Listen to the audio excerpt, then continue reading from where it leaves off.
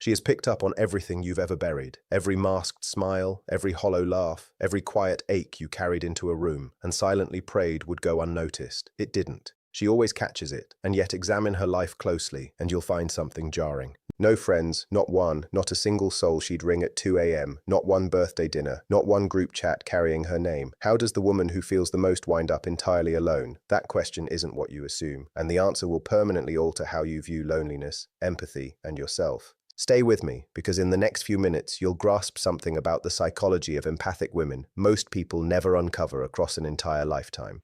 There's a woman you likely know. Perhaps she's someone in your world. Perhaps she's you. She's warm. She's insightful. She's the type who steps into a room and instantly reads the emotional undercurrent of everyone present. She knows who's faking it. She knows who's hurting. She knows who's grinning outwardly while unraveling behind their eyes. She takes it all in like a sponge held against the world's surface. People gravitate toward her because of this. They find her captivating. They find her safe. They open up in ways they've never opened up before. They confess things never spoken aloud. They cry in her company without understanding why. They feel understood by her in a way that borders on eerie. Then they depart. Not cruelly, not always deliberately, but they depart. Back to their lives, back to their friends, their plans, their weekend brunches, their casual calls. And she remains in the silence they left, alone, once again.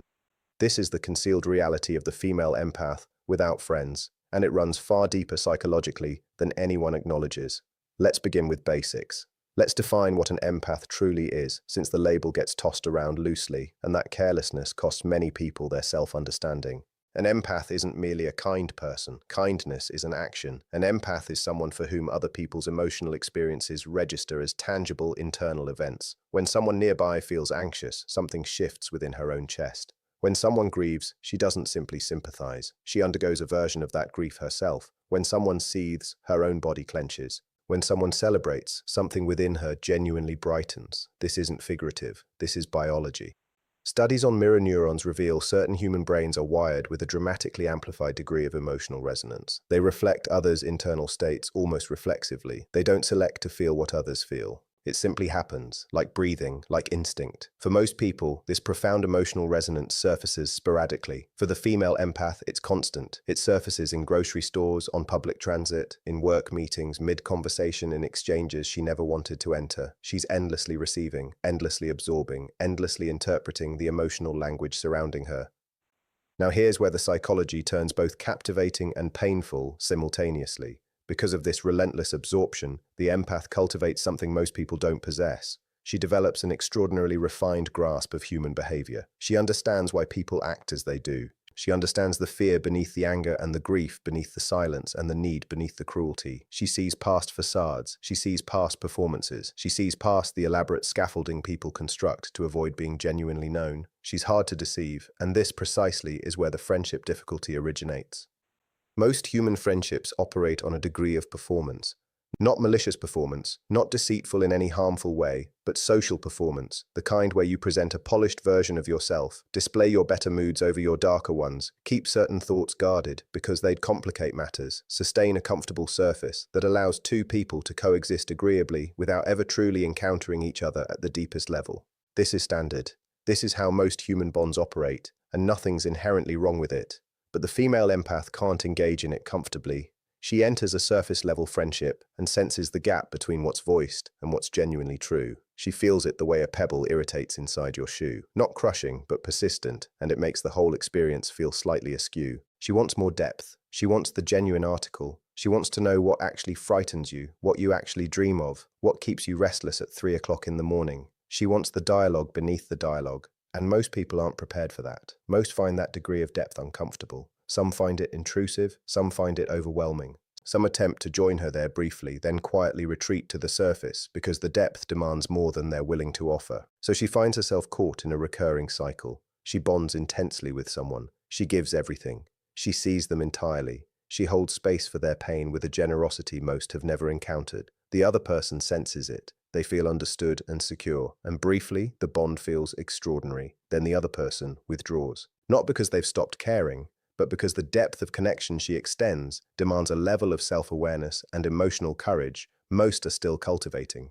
The closeness feels overwhelming. The authenticity feels overwhelming. The way she reads straight through them feels overwhelming. and she's left isolated again, holding a connection that flared brightly, then extinguished. Over time, this cycle instills a lesson in her, one that isn't entirely accurate but feels wholly true once she's lived it repeatedly. It teaches her she's excessive, too deep, too intense, too genuine, too emotional, too much altogether. So she begins guarding herself, not dramatically, not all at once, but quietly, gradually. She starts withholding. She stops initiating first. She stops offering depth immediately. She waits, she observes, she grows increasingly guarded. But here's the bitter irony of that defensive approach. When she withholds her depth, she also dulls her greatest gift, the very quality that draws people to her initially, the full presence, the fierce honesty, the way she makes you feel genuinely understood. When she shields herself by dulling that, she becomes less captivating, not more, and people, sensing something's being concealed, don't push further. They linger at the surface, and the surface is exactly where she can't endure for long. So the self-protection breeds the very isolation it aimed to prevent. This is one of the core psychological contradictions of the friendless empath. She retreats to shield herself from the pain of losing connection, but the retreat guarantees she never builds the connection that would let her feel secure enough to stop retreating. Let's descend one level further. Something occurs in the empath's nervous system that most people don't grasp, and that she herself often doesn't fully comprehend. Because she absorbs emotions so readily, spending substantial time with others is genuinely physiologically draining for her, not merely socially wearying the way an introvert finds interaction depleting from spent social reserves. Physically draining.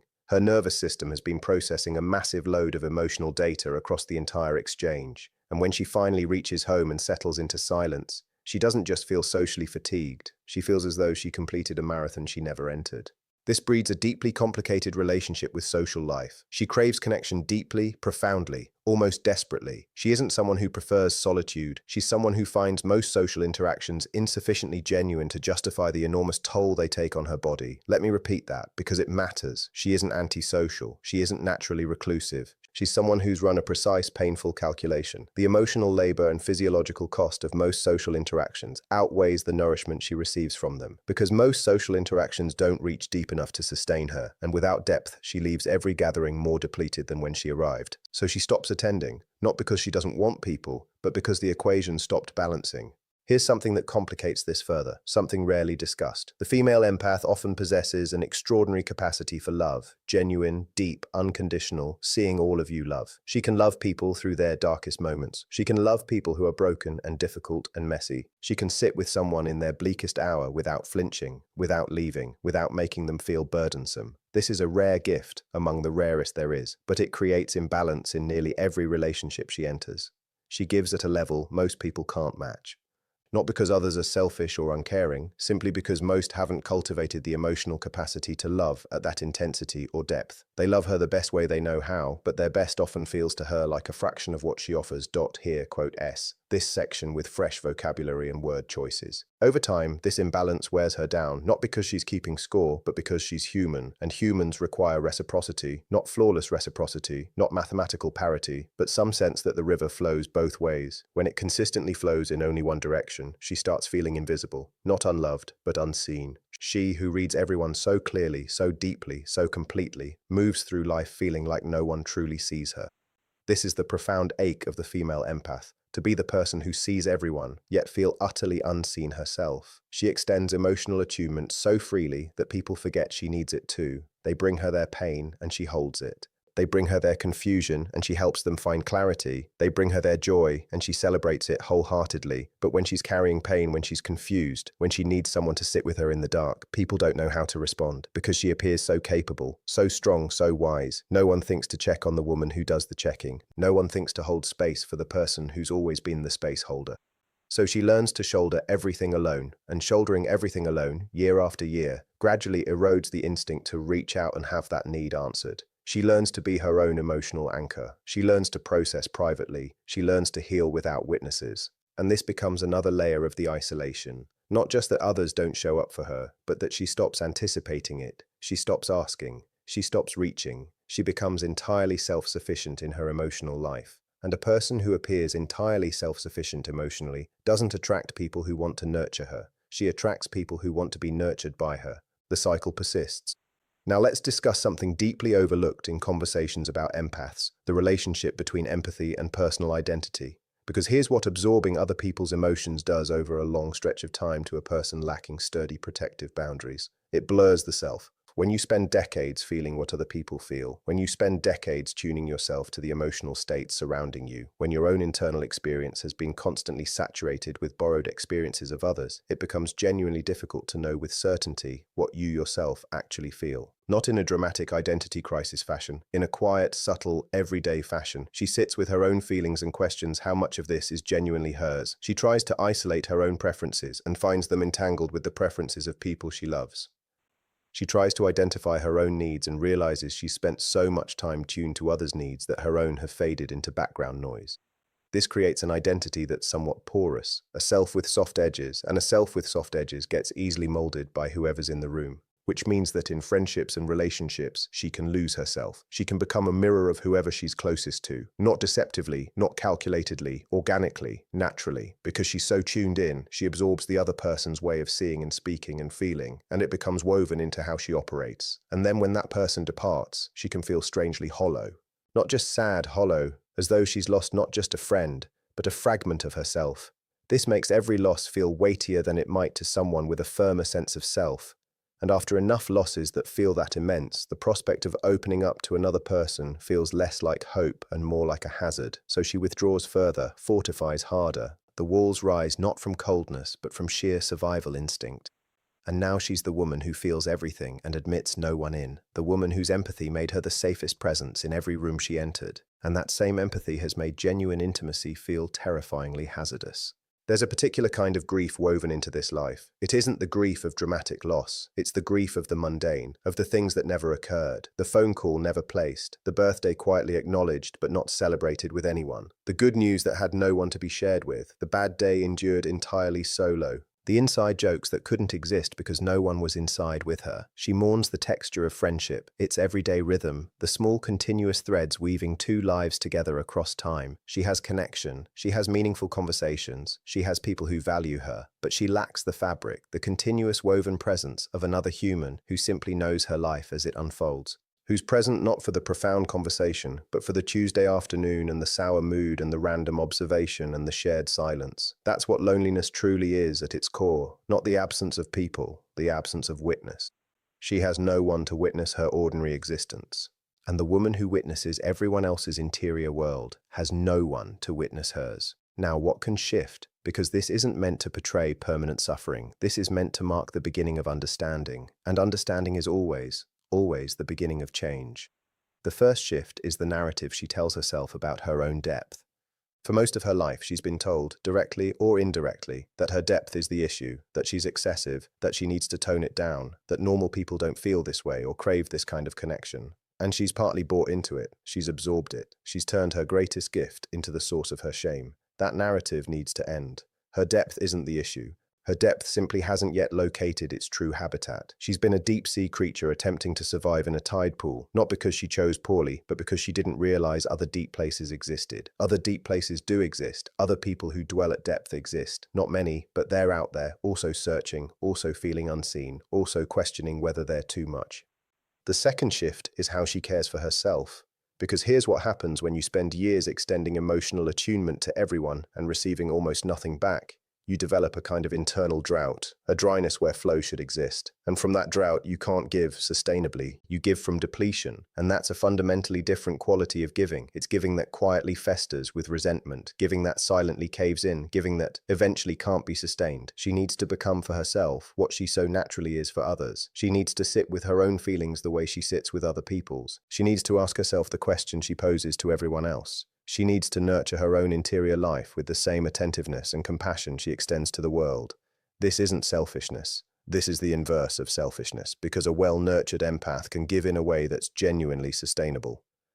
She becomes a river rather than a reservoir, flow rather than depletion, and that transforms everything about how she shows up in relationships. The third shift is how she selects who earns her depth. Not everyone merits the deep dive immediately, not because they're undeserving, but because the depth must be earned through demonstrated safety.